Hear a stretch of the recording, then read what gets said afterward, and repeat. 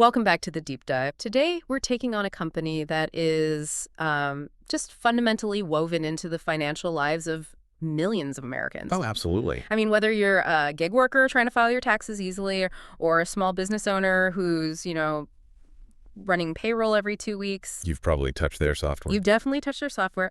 We are diving deep into Intuit, ticker INTU. And this is a software powerhouse that has successfully navigated these monumental technological shifts. Right, from desktop. From the desktop era to the cloud. And now it is pushing, and I mean aggressively pushing, into the age of artificial intelligence. Yeah. The narrative that you always hear around Intuit is often one of, technological inevitability and market dominance. But the core question for us, and for you, the listeners who look through a disciplined lens, is this. Has its spectacular execution outpaced its spectacular valuation? That is the multi-billion-dollar question. It is. And we aren't just doing a generic analysis here.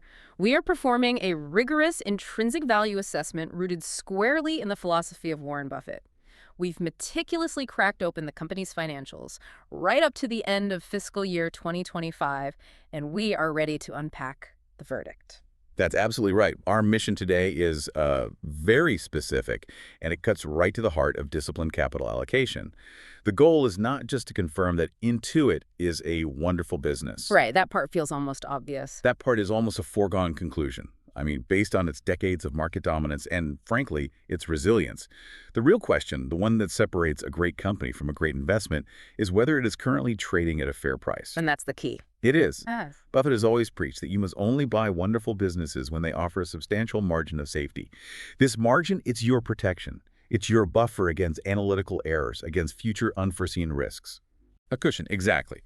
If we conduct a proper, strict valuation and we cannot find that margin, the investment verdict has to be clear, regardless of how much we admire the quality of the underlying company. Okay, so let's set the stage with the initial snapshot. Quantitatively, this company is a titan. It's just defined by efficiency and growth. The numbers are impressive. They really are. For the fiscal year 2025, Intuit pulled in a phenomenal $18.8 billion in total revenue. That's a robust 16% year-over-year growth rate. And that's at scale. That's not a small startup growing fast. Not at all. And the profitability is even more impressive. GAAP operating income surged 36% to $4.9 billion. This kind of performance supports a massive market cap, currently sitting around $184 billion. And that $184 billion market cap is precisely where the core tension lies. Yeah. We have to acknowledge that right up front before we get into any of the details. Okay. We have a business whose quality is, well, it's undeniable. It has superior pricing power, sticky recurring revenue, and it's got exposure to two massive sectors, SMB accounting and consumer tax prep. The essentials for a huge part of the economy. The essentials. However, the valuation, the price you pay, appears to be pricing in a scenario of almost flawless, risk-free execution and perpetually high growth rates. So it's priced for perfection. It's priced for beyond perfection. We've identified that the market appears to be significantly discounting some major structural risks, particularly on the regulatory side, which we'll get into, and also the costs of maintaining talent through very high stock-based compensation. Which is a real cost. A very real cost. So our initial conclusion, based on applying this strict Buffett-style framework, is that while Intuit is absolutely a wonderful business, our deep dive suggests that it is currently not trading at a fair price. We need to spend the next 30 minutes digging deep into the details to show you exactly why the business quality and the stock price are so mismatched right now. Okay, let's unpack this moat, because that's always where we start with a true value analysis. Buffett wants durable defenses. How long can Intuit keep competitors at bay, and just how wide is that canyon? Buffett famously seeks, durable competitive advantages that protect high returns on capital over extremely long periods. Intuit's moat is certainly formidable. But what's crucial for you to understand is that it's currently bifurcated. It's split. Okay, so not just one solid wall. Not at all. We are dealing with two distinct segments here, the small business solutions and the consumer tax. And each segment has a competitive advantage that operates differently and, critically, faces unique pressures that are eroding its defense. All right, let's start with the undisputed economic engine, which has to be the Global Business Solutions segment, or GBS. Yeah. This is QuickBooks, the accounting software bedrock for millions of SMBs. This segment isn't just massive, bringing in $11.1 billion in revenue in FY 2025, but it's also continuing its solid 16% year-over-year growth. The structural advantage here is rooted really deeply in two powerful concepts: high switching costs and what you could call data gravity. Data gravity, I like that. QuickBooks is not just an app. It functions as the central accounting operating system for millions of small and medium businesses. When you integrate a piece of software that handles every transaction, every vendor payment, every customer invoice, and connects directly to your bank feeds and your payroll, well, it becomes structurally embedded in the business. It's the central nervous system. It is. Now, think about the moment a small business owner, and this is, the non-technical person who just wants to sell coffee or fix plumbing, decides to switch accounting platforms. Right. They aren't just downloading a new app. They are facing a major operational headache. They have to migrate potentially years of historical transaction logs, detailed vendor lists, customer invoice histories, payroll data. This process is complex, it's incredibly time-consuming, and it is highly prone to errors. That just sounds like a terrifying prospect for someone whose entire livelihood depends on having accurate books. It is. For a small business owner, the operational risk, the risk of disrupting business continuity, or worse, getting a tax filing wrong because of data corruption, is just too high. They rarely see the marginal cost savings of a slightly cheaper platform as being worth that existential risk. So it's not the subscription fee, it's the hassle and the danger. It's the hassle and the danger. I've tried to migrate my own consulting business books once, and after spending 3 full weekends manually trying to export P&L statements and reconcile the balance sheet, I just gave up. I decided to absorb the price increase. And that's the moat in action. That moment of frustration, the moment you realize the friction is greater than the cost, that is the definition of a powerful, durable lock-in. Okay, here's where the analysis gets really interesting for me, because high switching costs should translate directly into pricing power. What's the concrete evidence that Intuit is aggressively capitalizing on this lock-in? The evidence is, it's indisputable, Right. and frankly, it's remarkable. Intuit has aggressively raised subscription prices across its QuickBooks Online tiers without experiencing anything close to a significant customer revolt or stalling growth. So they're flexing that muscle. They are. Let's look specifically at the widely used QBO Plus plan. In fiscal year 2020, this plan cost a small business $70 a month. By the end of FY 2025, that same plan had climbed to $115 a month. Wait, hold on. That's a cumulative 64% increase in the subscription price in just 5 years. Yeah. That is far, far ahead of any measure of inflation in the U.S. economy. It is. This level of price aggression is a true test of market power. If the competitive landscape were truly fierce, actions like that would result in massive churn as competitors undercut them. But that didn't happen. Instead, QBO accounting revenue grew a fantastic 22% in FY 2025. And that was driven by both customer expansion and existing customers moving up to more expensive, feature-rich plans like QBO Advanced. This growth, in spite of the aggressive pricing, it just validates the strength of that high switching cost moat. Wow. Pricing power like that is a true hallmark of a wide moat business, and it confirms a qualitative assessment of QuickBooks as an essential service. And it's not just the software locking them in, is it? It's the human professional network around it that provides a second layer of defense. Intuit has created this formidable defensive bulwark by intentionally co-opting the accountants themselves. It's a brilliant strategic move. It's a critical and I think often underestimated network effect. Intuit dominates the professional tax prep software market through their dedicated pro tax tools like Lacert and ProSeries, which accountants rely on for their practice. So the pros are already in the ecosystem. They are. And naturally, those accountants overwhelmingly recommend QuickBooks to their small business clients. Why? Because it ensures seamless data interoperability and it reduces their own workload.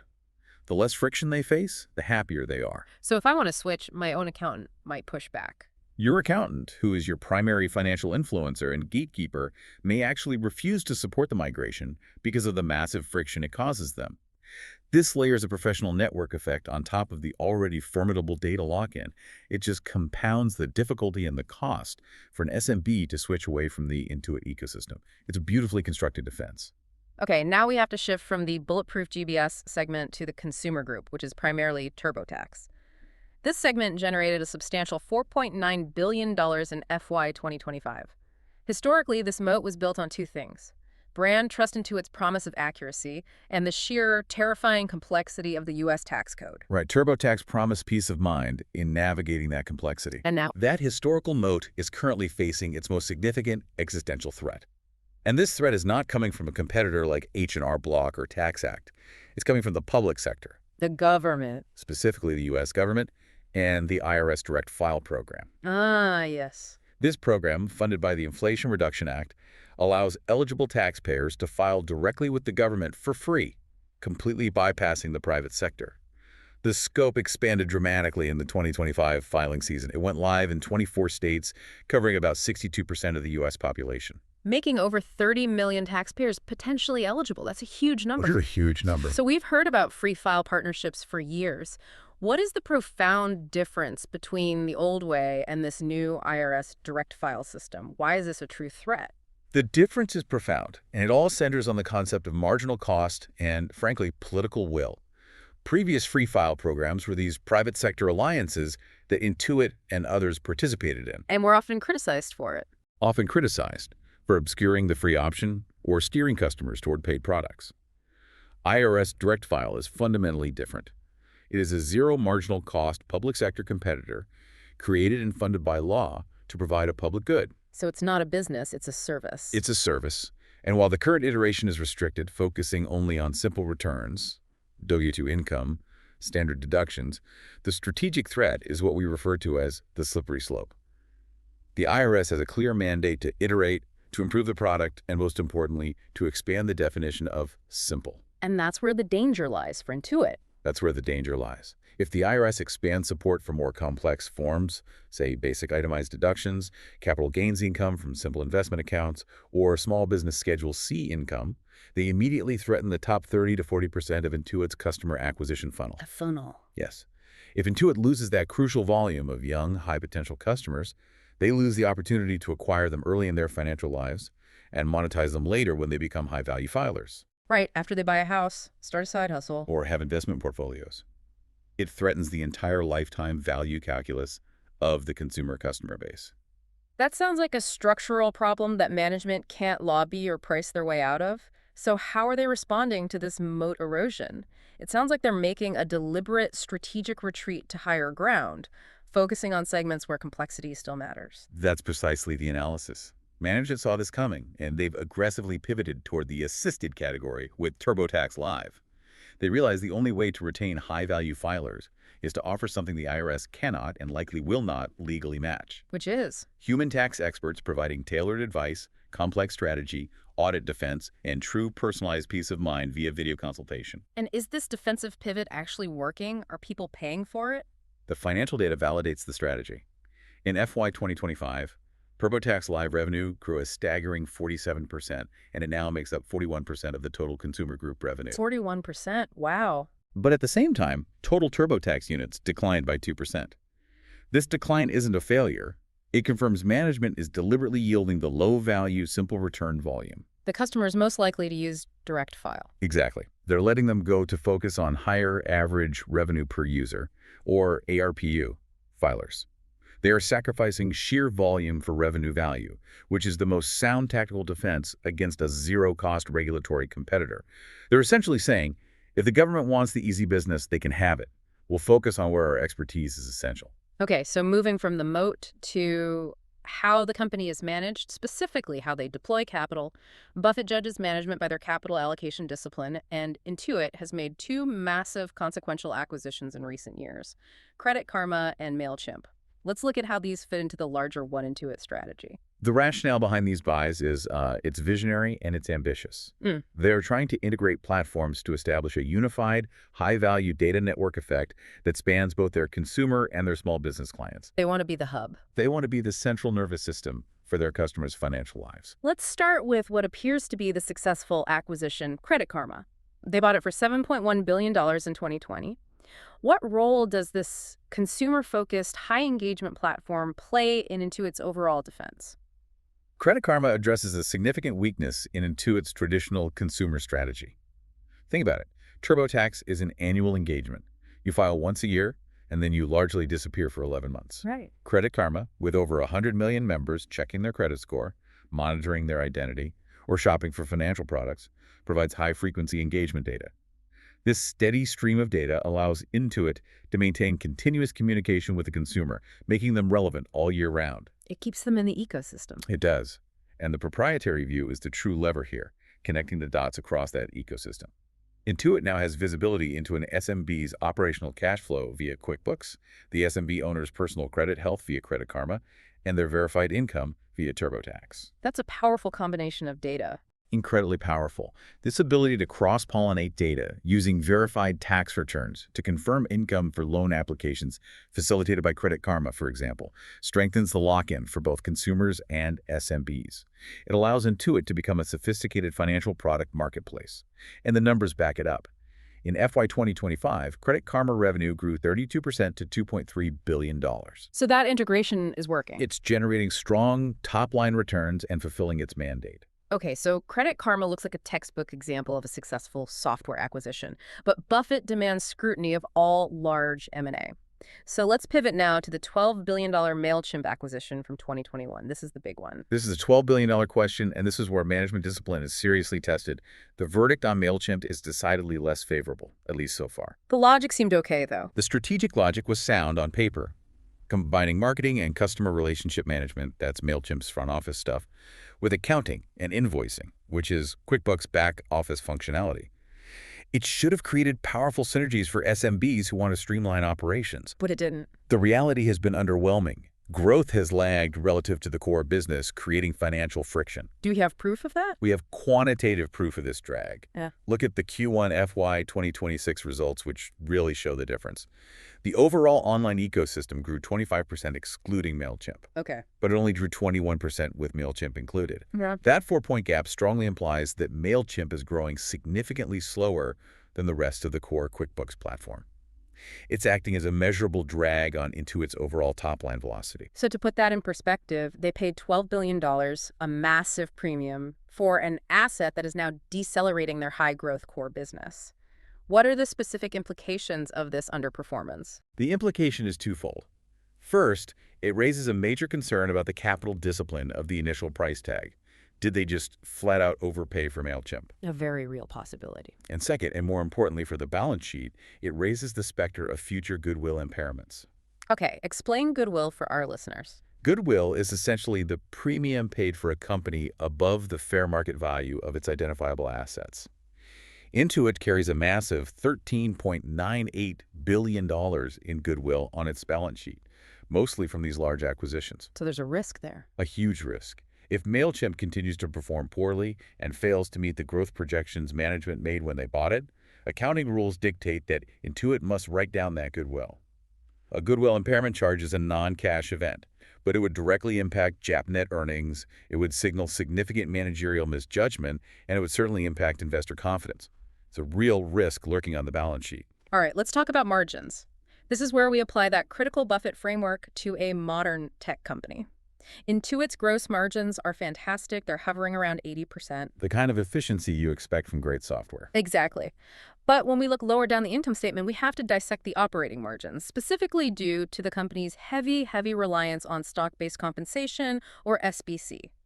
This is perhaps the most critical point in our entire intrinsic value analysis, and it's where a rigorous GAAP-based framework differs wildly from the market's often used non-GAAP metrics. This distinction is vital for understanding true economic profitability. So let's bring it down. Let's lay out the divide for FY 2025. Intuit loves to tout its non-GAAP operating margin of 40.2%, and that sounds spectacular, aligns with elite software firms. But the GAAP operating margin, which is the true measure of economic profitability that accounts for all costs and dilution, was only 26.1%. That is a massive 14-point difference. And that difference, that $2.65 billion gap between the non-GAAP fantasy and the GAAP reality, is primarily driven by SBC, right? Exactly. The stock-based compensation expense in FY 2025 was a staggering $1.97 billion. Warren Buffett and any disciplined value investor views SBC as a very real expense, and we have to as well. Why, though? It's not cash leaving the company? Because when a company compensates its employees with new stock, it dilutes the existing shareholders. It's a deferred non-cash cost that is paid by eroding your equity stake in the business. If we want a true measure of what shareholders actually earn, what the company generates after compensating all labor, whether in cash or stock, we must use the GAAP figure, the 26.1%. Ignoring nearly $2 billion in real compensation is fundamentally misrepresenting profitability. Okay, but despite that significant headwind from SBC, the GAAP operating margins still showed improvement, which does suggest genuine efficiency gains, correct? Absolutely. Even with SBC fully accounted for, the GAAP operating margins expanded by nearly 400 basis points from FY 2024 to FY 2025. This demonstrates genuine organic operating leverage. Revenue grew 16%, but operating expenses grew at a slower rate, meaning they got demonstrably more efficient. And some of that is the AI push. A lot of it is. Right. It's partly attributed to their AI investments, the Intuit Assist we'll detail later, which is automating customer support and expert review tasks, and thereby lowering the cost to serve in their labor-intensive live segments. So, there is real business improvement, but that SBC cost remains enormous. Now let's tie this back to the company's efforts to return capital to shareholders. Intuit repurchased $2.8 billion of stock in FY 2025.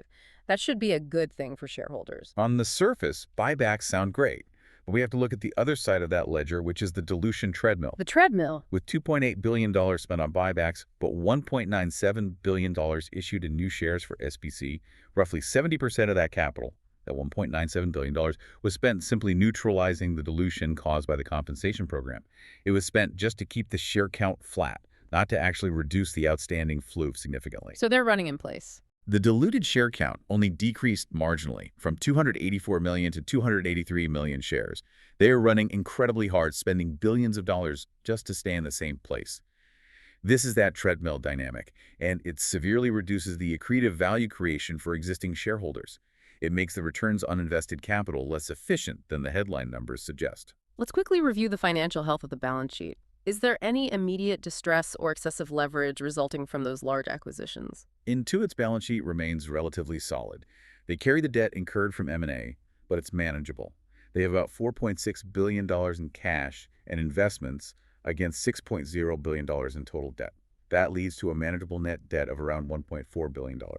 For a company of this scale and profitability, the debt-to-EBITDA ratio is conservative. So the debt isn't the problem. The major financial risk, as we noted, is not the debt itself, but that massive $13.98 billion in goodwill. One of the greatest virtues of a pure software business is that it is typically capital light. It doesn't need to spend much on infrastructure or physical assets. Is that true for Intuit? Extremely true. Intuit is a textbook example of a high-margin, capital-light compounder, which is exactly what Buffett looks for. Capital expenditures, or CapEx, in FY 2025 were minimal, estimated at only about $124 million. They don't need factories or extensive distribution networks. What does that tiny CapEx budget mean for their cash generation prowess? It means they convert operating cash flow into free cash flow with near-perfect efficiency. Operating cash flow was $6.2 billion, and after subtracting that minimal CapEx, their free cash flow was $6.086 billion. That's incredible conversion. The efficiency is stellar. For every dollar of revenue Intuit generates, it throws off roughly 32 cents in free cash flow. This enormous low-friction cash engine is what funds their M&A strategy, their buybacks, and their long-term strategic big bets. It's a core component of the business quality that even the most conservative value investor has to admire. So we have a clear transition here. The enormous cash flow from the operational side is largely being used to offset the massive costs of stock-based compensation. That connection makes the SBC issue even more salient. We've established the quality is high despite the MailChimp drag and the dilution treadmill. Now let's look forward. Where is Intuit finding its next wave of growth, and how do those prospects, even if stellar, compare to the current price tag? The next wave of growth and efficiency is entirely centered on artificial intelligence. Intuit is not just adding AI features. They're deploying a proprietary generative AI operating system, or GENOS, across all their platforms: QuickBooks, TurboTax, MailChimp, and Credit Karma. This is an all-in strategy. And the consumer and SMB-facing result is Intuit Assist. What specific tangible roles is this AI copilot playing right now that fundamentally changes the business model? Intuit Assist is designed to automate high-friction, low-value, but high-volume tasks. On the consumer side, in TurboTax, it can explain complex tax calculations in plain English, identify missing deductions by cross-referencing past filings. That's useful. And it can even draft initial responses to IRS notices, which provides a real sense of security and peace of mind. Okay, and on the business side? On the SMB side, Within QuickBooks, Assist automates expense categorization, saving hours for small business owners. It chases overdue payments by drafting personalized, polite follow-up emails, and it generates basic marketing content through MailChimp templates. This sounds less like a feature and more like a fundamental transformation of their cost structure. It is. This AI pivot has profound implications for their financials. It acts as a powerful, permanent deflationary force on Intuit's cost structure, automating tasks that previously required human expert intervention. Especially in those live services. Exactly, especially in the labor-intensive live services of TurboTax Live and QuickBooks Live, allows them to scale rapidly without corresponding labor costs. The hybrid model AI handling the preliminary 80% of the work, human experts reviewing the final complex 20% is proving highly scalable and margin-enhancing. Do we have proof of that? We saw early proof of this with QuickBooks Live customer growth of a stunning 61% in Q1 FY 2026. They're proving they can grow volume while improving their cost structure simultaneously. I find this next strategic move fascinating because it plugs that historical leak in their moat we talked about earlier. Intuit has always had a churn problem.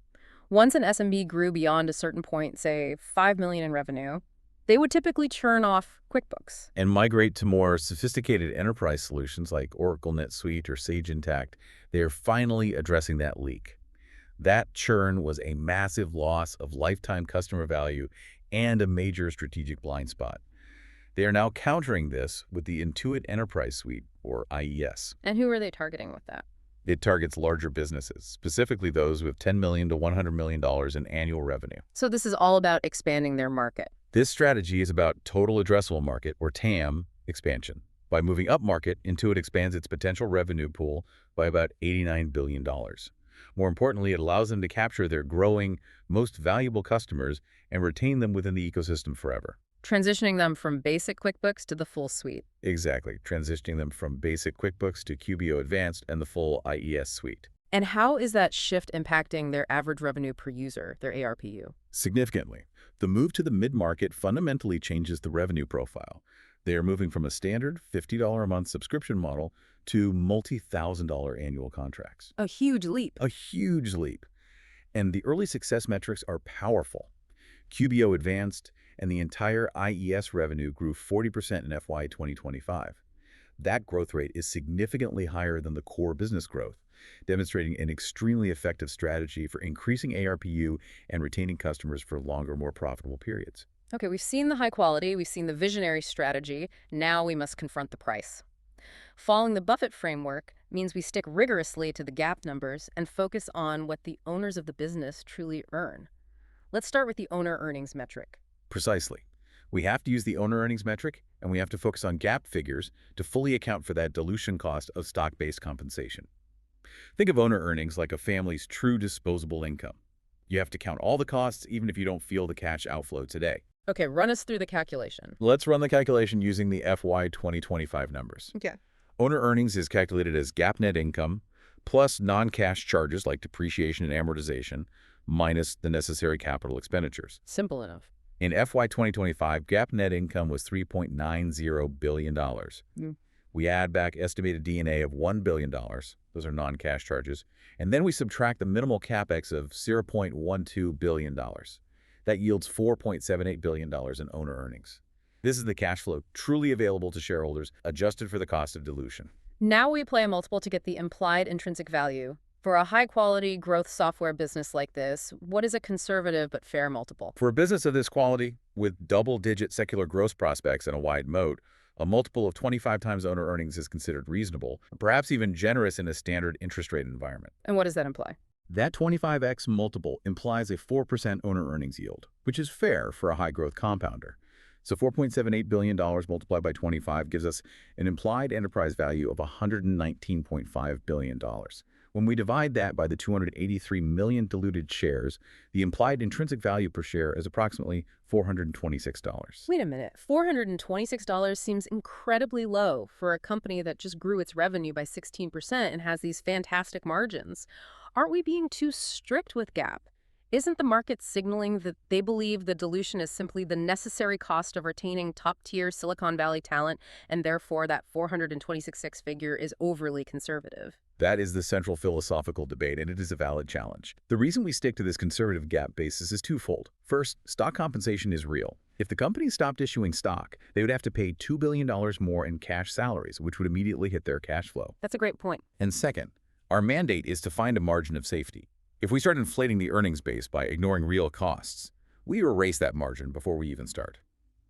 But let's refine this further with a comprehensive discounted cash flow analysis, a DCF, to account for the company's long-term growth profile more formally.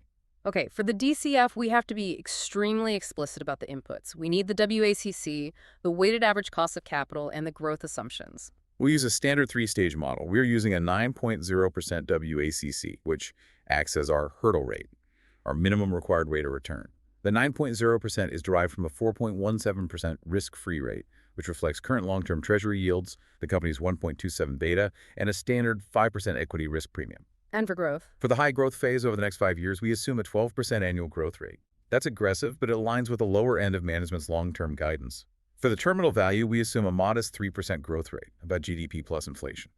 Crucially, we use a conservative 22% free cash flow margin proxy, which maintains that strict penalty for SBC. Let me interject on the WACC. If we increase that 9.0% WACC by just 50 basis points to 9.5%, what happens to the resulting valuation? Does that make our assumptions sound more aggressive or conservative? It highlights the extreme sensitivity of these high-growth, long-duration assets.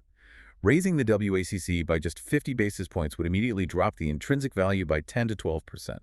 It confirms that using 9.0% is already a generous discount rate for such a low-risk, high-quality asset. Okay, so what's the number? Running those projections, which see FCF growing from about $4.6 billion in FY 2026 to $7.3 billion by FY 2030, the present value of those future cash flows, including the terminal value, results in an intrinsic value of $104.4 billion.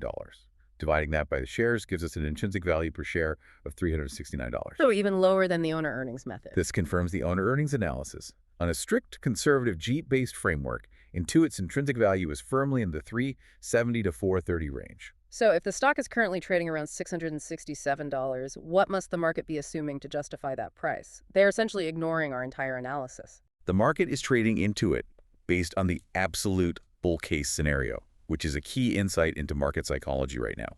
If we accept the market's premise, which means valuing Intuit based on non-GAAP FCF.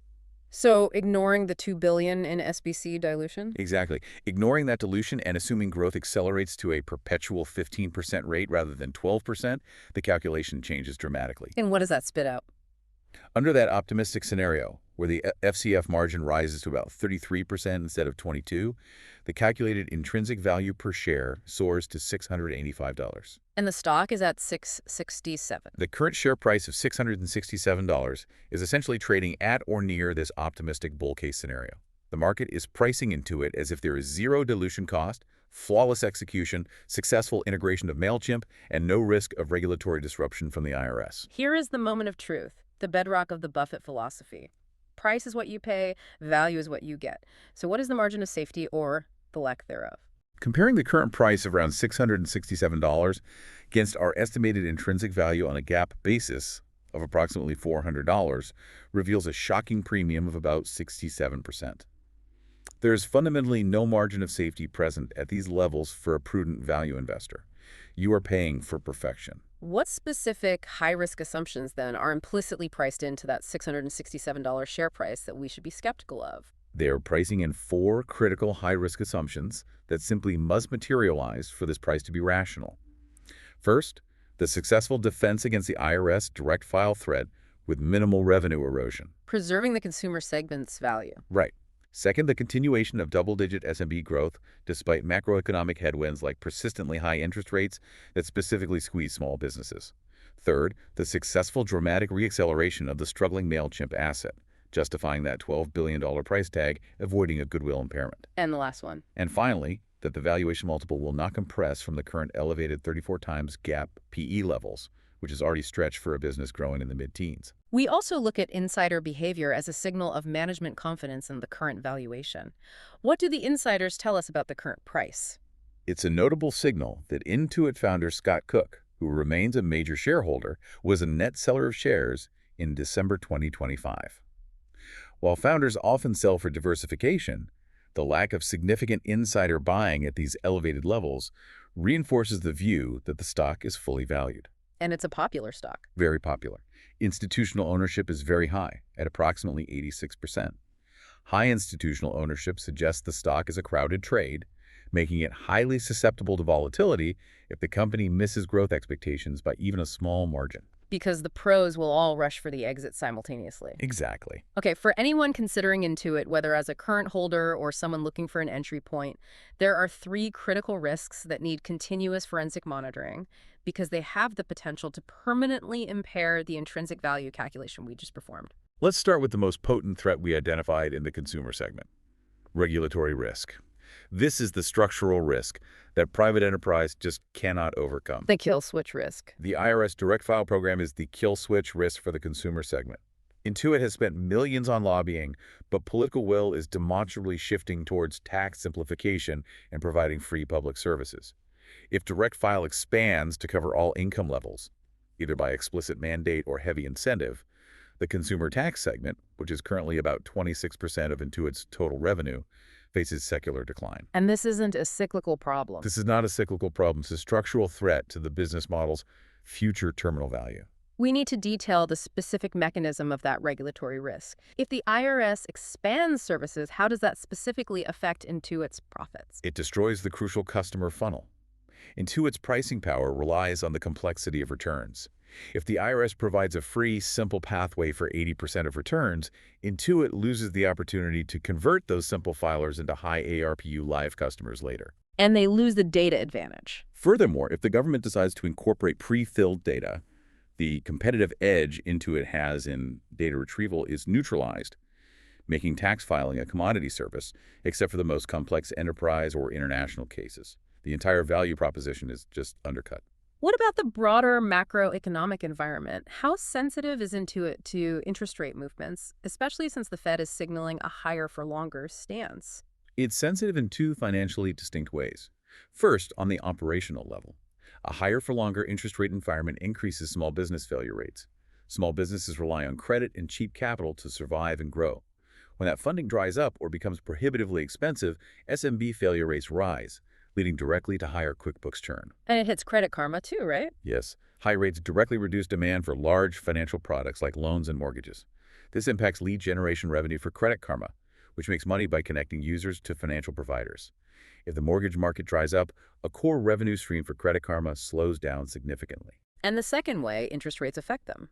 On the valuation front, Intuit is a classic long-duration growth asset. Its current value is heavily dependent on cash flows expected 10, 15, or 20 years from now.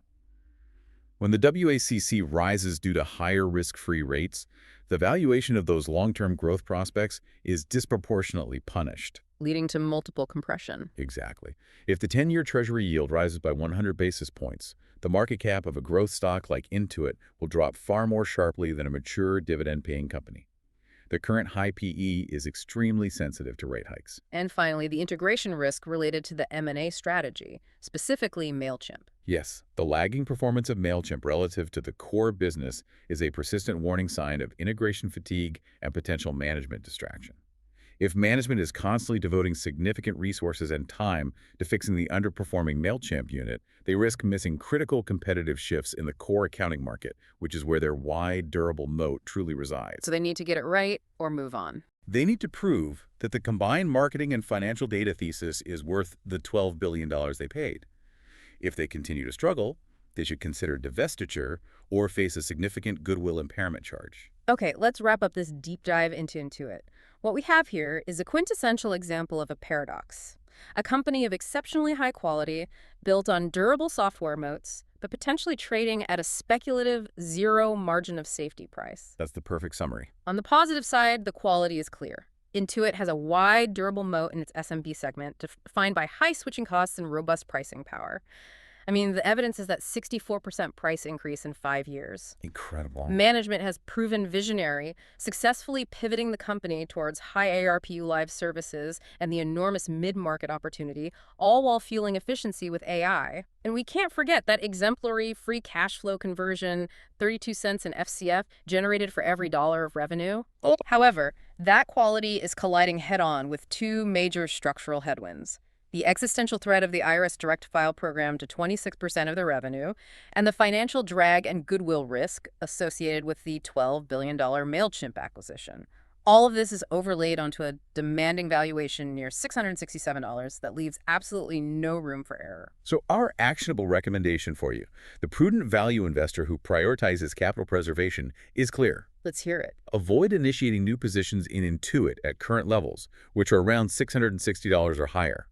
The current price is priced to the bull case, meaning the market is ignoring the economic cost of dilution, and therefore it lacks a necessary margin of safety based on GAAP earnings. So stay on the sidelines for now. Instead, you should monitor the stock for a significant pullback. Oh. We would be far more interested in Intuit if the price dropped to the $450 to $500 range.